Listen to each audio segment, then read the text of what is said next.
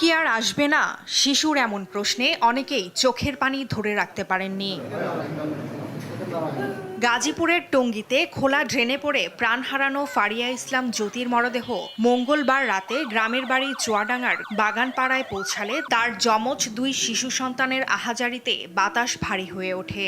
পরে রাত ৯টার দিকে তার দাফন সম্পন্ন হয়। যখনই তিনি ছুটিতে আসতেন, সবার প্রতিটা মহল্লায় বাড়ি বাড়ি খোঁজ নিত, কে কেমন আছে মুরব্বীদের।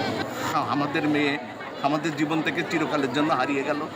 সামান্য কিছু বয়স, তার ৩০টি বছর বয়স, তার দুটো সন্তান আছে, ৮ বছর বয়স, যমজ। বোন চলে গেছে, এখন বাচ্চার দায়িত্ব আমাদের সবসময় আছে।